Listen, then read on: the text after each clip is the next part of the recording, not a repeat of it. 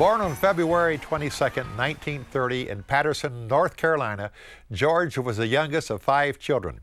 And when he was still a kid, George fell in love with gospel quartet music. Some boys I lived, were neighbors up above invited me to go to Gamewell, North Carolina to see the Harmoniers. Well, I didn't know what the Harmoniers were, you know. Yeah. But I went with them, sat on the front row. Seals Hilton, Bobby Strickland, Fred C. Maples. I walked out on stage that day with their piano player, Charles Keys. Yeah. And I thought I died and went to heaven. I never heard. I sat there with my mouth open. Yeah. When I got through, my front of my shirt was wet where I'd slobbered on myself. I never did close my mouth. And I knew then that that's what I want to do if somehow the Lord let me. What was your first, what we would call professional quartet? The Weatherfords, and they had a great quartet. Well, first of all, Lily was one of the greatest female singers to blend with men and make men sound good. When we did radio programs in Fort Wayne, we had a 8:15 and a 10:15 that morning, every morning. But when we go out at night to do concerts, the people would come in, and when we walked on the stage and Lily started singing, people were, Bill, absolutely shocked to know it was a woman singing. Yeah. Because she sounded as much like a man, you know. It sounded like a male quartet, yeah. didn't it? Male quartet. Now you're what? You're 24, you're 25 years old at WOWO? Uh-huh. And then you leave there to go to the Homeland Harmony for a while, right? I went, yeah. James McCoy and Connor Hall asked me to come. And I thought that would be a big move for me, you know. So I went to Atlanta with Clara, and Clara had never been hardly out of West Virginia, you know. Yeah.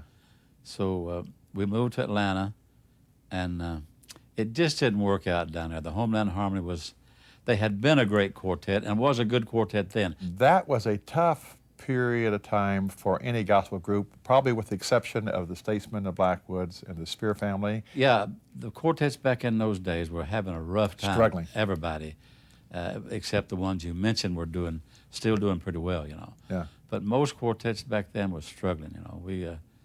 It was rough. I think when a lot of young kids see, you know anybody doing well now, they just think, you know, that must be a piece of cake. It's been like that for all their life, but there was a lot of old timers out there that paid a lot of dues that most of the groups will never know about. What year did you go down to Spartanburg to sing with the Blue Ridge Quartet? I joined the Blue Ridge in New Year's Eve of 1957 in Charlotte, North Carolina, at the auditorium there in Charlotte. I joined them that night, you know. The 9 years I spent with them, I did learn a lot with them, you know. Now, what year did Glenn call you about joining the Cathedral Trio at the time? 1964. Rex, I remember Rex calling me at home and said, George, I was in Spartanburg with the Blue Ridge. Things were going pretty well, but he called me and said, George, we need you here at the Cathedral again. Danny and Glenn and Bobby Clark have a trio, and I'd like to make it a quartet, and I'd like for you to come back to the Cathedrals. And so I talked it over with my wife, and somehow or another, I just felt that if God had ever spoke to me in an audible voice, it was through Rex Humbard that day saying, come back, because I needed a place to go. Needed a home. And needed a home. Everybody, I think, will know what I mean when I say with the Blue Ridge, I kind of got off on the wrong foot, doing things that I shouldn't do.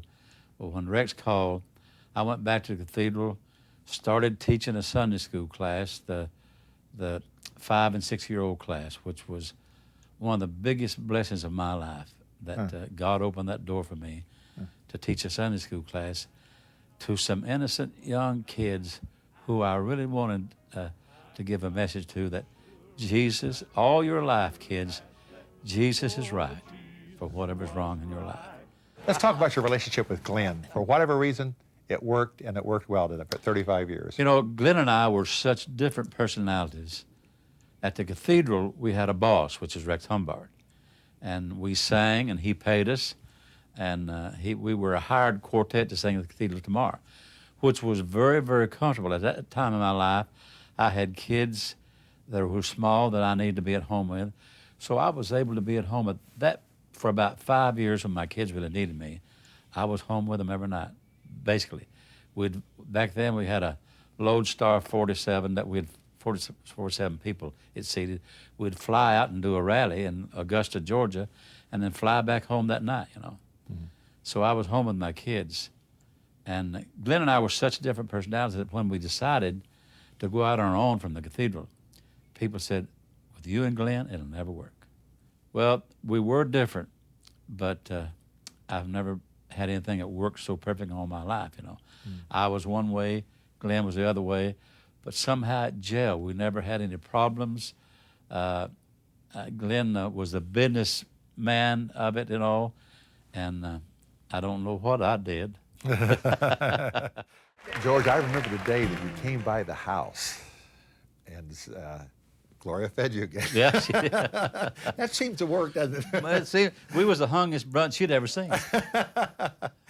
And you said, have you written anything new? And we had just written this song. And I said, George, of all the songs we've written, I think this fits your life from what you had told me back in your paratrooper days. Yeah. Probably better than anything that I've ever sung, because after I got up, when I was in the paratroopers, I did get off the wrong foot. I told you before, I worked in the NCO club as a shift leader. Well, I'd sell one drink and drink two, you know. Yeah.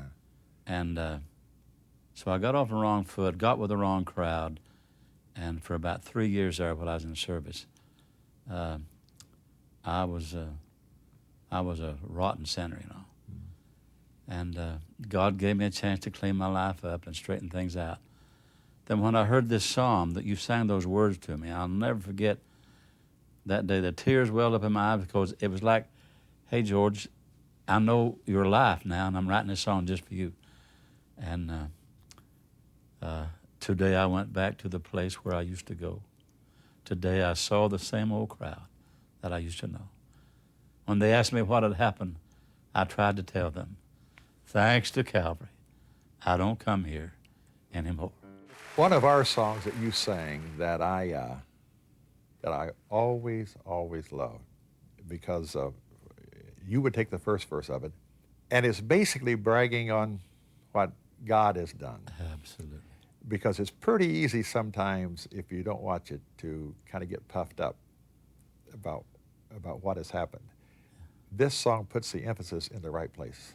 With the notoriety sometimes of people coming around patting you on the back when you come off stage and say, man, you are a great singer. Man, you are doing good.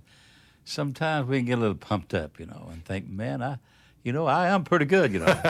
And if you're not careful. But when you wrote those words for me, and you and Gloria wrote those words to me, if you could see what I once was, if you could go with me back to where I started from, then I know you would see a miracle of love. And that's what it was, Bill, an absolute miracle of love that Jesus touched me one day. Thanks for writing that song. First I said, you know, Glenn, with my kidney situation, my kidneys were failing. I know they were going down. Right then they were at 10% of my kidneys. So I said, Glenn, maybe I can make it a year if we do a farewell tour. Just go to many places we can and tell the people goodbye. Thank all the promoters for having us all these years. Thank all the people to go by and hug their necks at every concert. In fact, after a concert, we set up a table. And we told the people that Glenn and I are going to be at that table and to hug your neck and thank you for your support all these years. And sometimes I'd look at the line of people lined up and could not believe. Some people stand in line for 45 minutes to shake our hands. And that was one of the biggest thrills of my life. But I said, if we can make this tour, and my kidneys at 10%, well, by the time the tour was over, December the 9th and 11th, 9th, 10th, and 11th in Akron, Ohio, my kidneys was at 2%. And I was so sick every night, I didn't think I'd make it on stage. Didn't think I could sing, but somehow God gave me strength enough to do that year. And especially when we did the concert of the year tour on account of my health, never dreaming that in October the 15th, that Glenn would pass away. And that was from October the 15th throughout December, was the hardest time of my life because I know you was at Glenn's deathbed and I was, and Glenn said, George, make me a promise. And I said, Glenn, whatever it is, I'll do my best. He said, go keep our commitments. And so I tightened my belt up a notch and asked the Lord to help me. And through God's help, I was able to keep all of our commitments. The boys didn't miss a date. I missed 2. I was so sick, I couldn't get up off my bed to go do them. The one thing we wanted to do was say goodbye to everybody. And the people responded to come and say goodbye to us, you know. It's just unbelievable. I appreciate your friendship, you know that. You not only to me, but to my family. When I think about things that's happened to me, and I feel so undeserved to be at the place I'm at right now in my life. Even though I'm on dialysis Monday, Tuesday, Wednesdays for 3 hours and 45 minutes a morning, and it'll be like that the rest of my life. I am so blessed. I feel so thankful for God's touch. And sometimes when people ask me, sometimes, you know, Bill, I've heard you say this, that we need to learn to sing songs in the night. When things aren't going well with me, I try to sing a song. When I feel like all my friends have forsaken me, I remember, what a friend we have in Jesus. And sometimes when I'm low on dialysis and I think I can't see the way, sometimes I sing, lead me gently home, Father. Lead me gently home. And sometimes when I think about the wonderful things that happened to me with friends like you, oh, Lord, my God, when I in awesome wonder, and I wonder at the Master's touch on my life, you know. And he's led me to friends like you and guided my path. And the Word says if we acknowledge him in all of our ways, that he would direct our paths.